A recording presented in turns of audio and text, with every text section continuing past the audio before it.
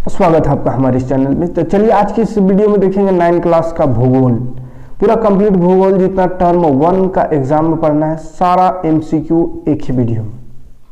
इतिहास का अपलोड कर दिए है, ना देखो हो तो प्लेलिस्ट बना हुआ है सोशल साइंस एसएसटी करके 9 क्लास का देख लीजिएगा। मैथ और साइंस पूरा एमसीक्यू कंप्लीट करा दिए हैं जो टर्म 1 में पढ़ना है, और मैथ और साइंस चैप्टर वाइज भी एक्सरसाइज वाइज भी कंप्लीट करा दिए हैं। तो जैसा वीडियो देखना चाहते हो आप प्लेलिस्ट में जाइए, सारा वीडियो आपको मिल जाएगा। ठीक है, चैनल में नए हो तो सब्सक्राइब कर लीजिएगा। इस चैनल पे आपको 6 to 10 मैथ और साइंस का क्लास हम लेते हैं, बाकी एसएसटी सब भी कभी कभी एग्जाम सबका तैयारी खाली करा देते हैं। चैप्टर वाइज तो उसको नहीं, उसके लिए अलग टीचर रखने का प्रयास करेंगे, है ना। हम मैथ और साइंस पढ़ाते हैं यहाँ पे। ठीक है, तो चलिए शुरू करते हैं आज भूगोल। भूगोल में एमसीक्यू मल्टीपल चूज क्वेश्चन देखेंगे जो कि टर्म 1 एग्जाम में आने वाला है। पहला चैप्टर भारत आकार और स्थिति से है। पहला क्वेश्चन, कर्क रेखा किस राज्य से नहीं गुजरता है, ये बताना है। तो कर्क रेखा राजस्थान से गुजरता है, छत्तीसगढ़ से गुजरता है, त्रिपुरा से भी गुजरता है, लेकिन उड़ीसा से नहीं गुजरता है। तो दूसरा ऑप्शन इसका सही आंसर हो जाएगा। भारत का सबसे पूर्वी देशांतर कौन सा है, तो भारत का सबसे पूर्वी देशांतर 82 डिग्री 32 मिनट पूर्व है। ठीक है, ये ऑप्शन नंबर 4 हो जाए, अरे 4 ना होगा, पहला ऑप्शन होगा 97 डिग्री 25 मिनट पूर्व, पहला ऑप्शन सही हो जाएगा। उत्तरांचल उत्तर प्रदेश, बिहार, पश्चिम बंगाल और सिक्किम की सीमाएं किस देश को छूती है, तो ये सब नेपाल देश को छूती है। ठीक है, तो तीसरा ऑप्शन नेपाल हो जाएगा। ग्रीष्म अवकाश में आप यदि कवरत्ती जाना चाहते हैं तो किस केंद्र शासित प्रदेश में जाएंगे, तो कवरत्ती जाने के लिए लक्षद्वीप जाना पड़ेगा, लक्षद्वीप में ही। मेरे मित्र एक ऐसे देश के निवासी है जिस देश की सीमा भारत के साथ नहीं मिलती है, अब बताइए वह कौन सा देश है। इनमें से किस देश की सीमा भारत के साथ नहीं लगती है, ये क्वेश्चन रहेगा। ये अथवा में दोनों इस तरह का क्वेश्चन रहेगा घुमा के, या डायरेक्ट पूछेगा कि ये भारत के साथ कौन सीमा नहीं मिलता है, वो बताना है कौन सा देश का। तो भूटान मिलता है, बांग्लादेश भी भारत के से मिलता है, नेपाल भी मिलता है, ताजिकिस्तान नहीं मिलता है। ठीक है, इसका बॉर्डर भारत से बॉर्डर से नहीं मिलता है। तो बी नंबर ऑप्शन यानी दूसरा ऑप्शन सही हो जाएगा। भारत किस गोलार्ध में स्थित है, तो भारत जो है उत्तरी गोलार्ध में स्थित है। भारत मानक यामोत्तर कितनी डिग्री को माना जाता है, तो 82.32 डिग्री पूर्व।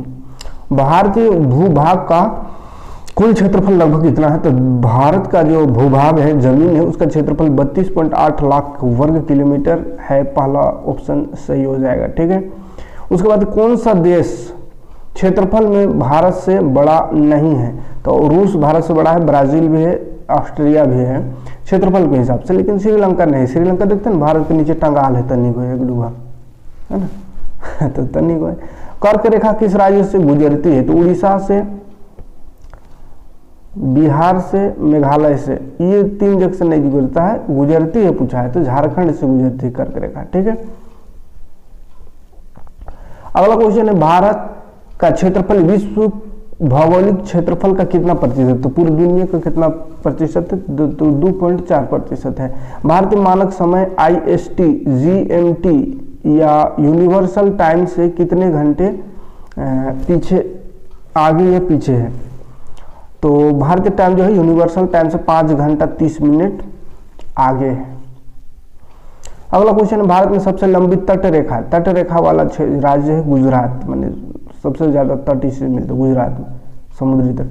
इनमें से कौन देश भारतीय उपमहाद्वीप देशों की गिनती में नहीं आता है, तो भारतीय उपमहाद्वीप में चीन नहीं आता है। ठीक है, क्षेत्रफल की दृष्टि से भारत का विश्व में क्या स्थान है, तो 7वां स्थान है। क्षेत्रफल के हिसाब से भारत जो है पूरी दुनिया में 7वां देश है, 7वां बड़ा देश है ना। वर्तमान स्थिति के अनुसार कौन सा कथन सही है, तो वर्तमान स्थिति के अनुसार कथन देखिए, भारत में 28 राज्य और 9 केंद्र शासित प्रदेश है, केंद्र शासित क्षेत्र है, ये सही ऑप्शन है, बाकी सब गलत है। अभी की स्थिति के हिसाब से कहा कि जम्मू कश्मीर भी मिल गया है ना उससे। भारतीय भूखंड एशिया महाद्वीप के किस भाग में स्थित है, तो भारतीय भूखंड जो है पूर्व तथा दक्षिण के मध्य में स्थित है एशिया में। भारत का कौन सा राज्य 3 तरफ से बांग्लादेश से घिरा हुआ है, तो त्रिपुरा 3 तरफ से बांग्लादेश से घिरा हुआ है। ठीक है, अगला अन्य महत्वपूर्ण क्वेश्चन में देखते हैं, तो भारत की स्थल सीमा रेखा कितनी है, तो डाउटनेट पर अगर आप पढ़ रहे होंगे तो डाउटनेट पर इसका जो है PDF भी दे देंगे, PDF आप डाउनलोड करके आप वहां से भी पढ़ सकते हैं। ठीक है, भारत की स्थल सीमा रेखा कितनी है? तो स्थल सीमा रेखा 15,200 किलोमीटर है। कौन सी रेखा भारत को लगभग दो बराबर भागों में बांटती है? तो कर्क रेखा भारत को बीचे बीच दो भाग में लगभग बांट देता है। ठीक है, गुजरात, राजस्थान, मध्य प्रदेश, छत्तीसगढ़, झारखंड, पश्चिम बंगाल, त्रिपुरा और मिजोरम से होकर कौन सी रेखा गुजरती है? तो वही कर्क रेखा है। भारत को यामियोत्तर देशांतर रेखा किस स्थान से होकर गुजरती है? उत्तर प्रदेश के मिर्जापुर से गुजरता है ये रेखा है। ठीक है, भारत के दक्षिणतम तटीय भाग को क्या कहते हैं? तो कोरोमंडल कहते हैं। दक्षिण का तटीय भाग को कोरोमंडल। भारत का सबसे दक्षिणी बिंदु को क्या है? इंदिरा बिंदु कहते हैं। सबसे दक्षिण बिंदु जो है, लास्ट बिंदु, उसको इंदिरा बिंदु। इंदिरा बिंदु किस वर्ष सुनामी में जलमग्न हो गया? तो 2004 में सुनामी के कारण वो जलमग्न हो गया। पश्चिम बंगाल, सिक्किम, असम, मेघालय, त्रिपुरा की सीमाएं किस देश को छूती है? तो बांग्लादेश को छूती है ना, तीन तरफ से बांग्लादेश को ये तीनों जो है ये 4-5 राज्य छूता है। ठीक है, पश्चिम बंगाल, सिक्किम, असम, मेघालय, त्रिपुरा, ये सब। सन 1869 में स्वेज नहर के खुलने से भारत और यूरोप के बीच दूरी कितनी कम हो गई? तो 7,000 किलोमीटर कम हो गया। स्वेज नहर खुल गया, उससे भारत और यूरोप देश का जो दूरी है वो 7,000 किलोमीटर घट गया। नहीं तो पहले घूम के जाना पड़ता था 7,000 किलोमीटर। फ्रांस, ब्राजील, ईरान, पुर्तगाल में से कौन भारत से बड़ा देश है? तो ब्राजील भारत का से बड़ा देश है। बंगाल की खाड़ी में स्थित द्वीप समूह अंडमान निकोबार द्वीप समूह है। ठीक है, भूमध्य सागर और लाल सागर को जोड़ने वाली नहर कौन है? तो स्वेज नहर है। स्वेज नहर ही भूमध्य सागर और लाल सागर को जोड़ता है। भारत के ऐसे राज्यों के नाम लिखिए जिनकी ना तो अंतर्राष्ट्रीय सीमा है ना ही तटीय सीमा। तटीय सीमा भी नहीं, अंतर्राष्ट्रीय यानी कोई दूसरा देश का भी सीमा नहीं लगता है। तो हरियाणा में कोई समुद्र तट समुद्र नहीं, ना दूसरा देश से ही मिलता है। मध्य प्रदेश भी वैसे ही, छत्तीसगढ़ भी है, अपना झारखंड भी वही है। झारखंड भी कोई अंतर्राष्ट्रीय सीमा इसे नहीं मिलता है, यानी कोई दूसरा देश, और ना ही झारखंड में कोई समुद्र है जो कि तट क्षेत्र है। ठीक है, तो ये रहा पहला चैप्टर का क्वेश्चन। आते हैं सेकंड चैप्टर, भारत की भौतिक स्वरूप। ठीक है, तो भारत का भौतिक स्वरूप में पहला क्वेश्चन है, एक स्थलीय भाग जो 3 ओर से समुद्र से घिरा हुआ उसको प्रायद्वीप कहते हैं। एक स्थल भाग जो 3 तरफ से समुद्र से घिरा है तो उसको प्रायद्वीप। भारत के पूर्वी भाग में म्यांमार की सीमा का निर्धारण करने वाला पर्वतों का संयुक्त नाम, तो म्यांमार की सीमा जो निर्धारित करता है उस पर्वत का सामूहिक नाम जो है पूर्वांचल है, पूर्वांचल कहते हैं। गोवा के दक्षिण में स्थित पश्चिमी तटीय पट्टी को क्या कहते हैं? तो गोवा के दक्षिण में स्थित पश्चिम तटीय पट्टी को कोंकण कहते हैं। कोंकण। पूर्वी घाट का सर्वोच्च शिखर महेंद्रगिरी है। पूर्वी घाट का सबसे ऊंचा शिखर महेंद्रगिरी है। भारत का कौन सा स्थान 3 सागरों के मिलन स्थल पर स्थित है? तो कन्याकुमारी। 3 सागर के मिलन स्थल पर, तो 3 को सागर जहाँ पे मिलता है वहीं पे कन्याकुमारी है। प्रवल भित्ति से बना एक द्वीप को किस नाम से जाना जाता है? तो उसको लक्षद्वीप से जाना जाता है। प्रवल भित्ति से बना हुआ ये द्वीप है। 2 नदियों के बीच बने भूभाग को क्या कहते हैं? तो द्वाब कहते हैं। 2 नदी के बीच में जो जमीन बचे है उससे बना भूभाग जमीन को द्वाब कहते हैं। ठीक है, हिमालय की सर्वाधिक ऊंची श्रृंखला कौन सी है? तो एवरेस्ट। सबसे ऊंची श्रृंखला एवरेस्ट है। भारत में हिमालय की सर्वाधिक ऊंची श्रृंखला का नाम क्या है? भारत का सबसे ऊंचा पर्वत कौन सा है? तो भारत का कंचनजंगा है। ठीक है, ये तो पूरे दुनिया में एवरेस्ट सबसे ऊंचा हो गया। हिमालय में ही आता है लेकिन ये भारत से हट के नेपाल में है। अगर भारत में देखा जाए कि हिमालय का कौन सा सबसे ऊंचा शिखर है भारत में, तो वो है कंचनजंगा। कंचनजुंगा भी कहते हैं। ठीक है, हिमालय पर्वत के किस भाग में स्थित है? हिमालय और भारत के किस भाग में स्थित? तो उत्तर भाग में हिमालय स्थित है। हिमालय की सबसे बाहरी श्रृंखला, सबसे बाहरी शिवालिक पहाड़ कहते हैं। शिवालिक श्रृंखला। विस्तृत ऊपर उठा भूभाग जिसके ऊपर के भाग अपेक्षाकृत समतल होता है उसको क्या बोलते हैं? उसको पठार कहते हैं।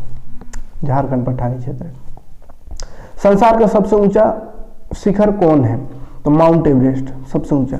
अरब सागर में भारत का कौन सा द्वीप समूह है? तो लक्षद्वीप द्वीप समूह है अरब सागर में। ठीक है, किसे बादलों और वर्षा का राज्य कहा जाता है? तो मेघालय को बादलों और वर्षा का राज्य कहा जाता है। बहुत ज्यादा बारिश इसमें होती है यहाँ पे मेघालय में।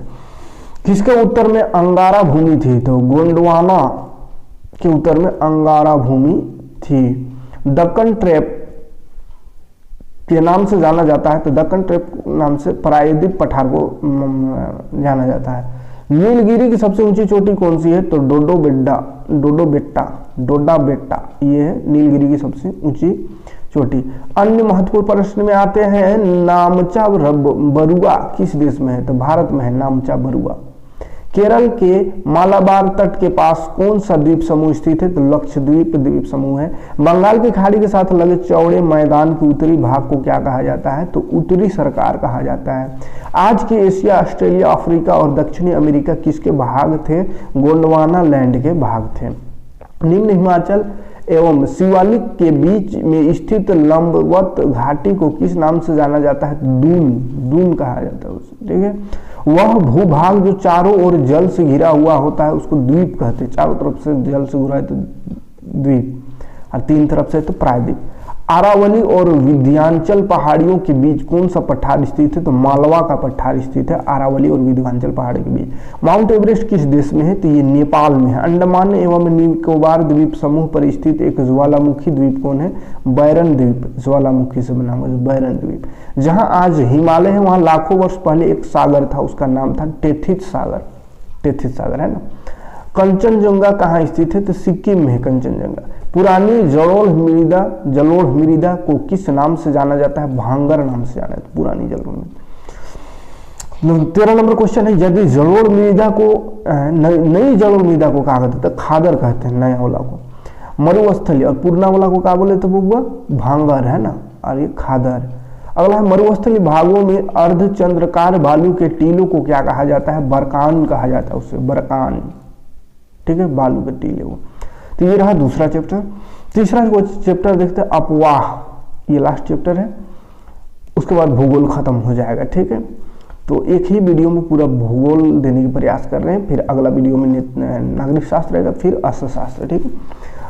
तो यूट्यूब में देख रहे हो तो चैनल को सब्सक्राइब जरूर कीजिएगा, और अगर डाउटलुक पे देख रहे हैं तो वहाँ पे भी सब्सक्राइब का आपको ऑप्शन दिख रहा होगा, सब्सक्राइब कर लीजिएगा, और यहाँ पे आपको PDF भी मिल जाएगा, ठीक है।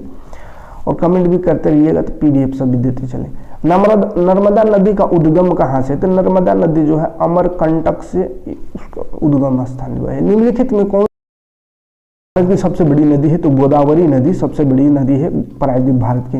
निम्नलिखित नदियों में से कौन सी नदी भ्रंश घाटी से होकर बहती है? तो तापी नदी भ्रंश घाटी से होकर के बहती, याद रखिएगा तापी नदी। निम्नलिखित में कौन सा वृक्ष की शाखाओं के समान अपवाह प्रतिरूप प्रणाली को दर्शाता है? तो द्रुमाकृतिक। ब्रह्मपुत्र नदी को तिब्बत में क्या कहते हैं? तो तिब्बत में इसको सांगपो कहते हैं। ब्रह्मपुत्र नदी को तिब्बत में सांगपो कहा जाता है, ठीक है।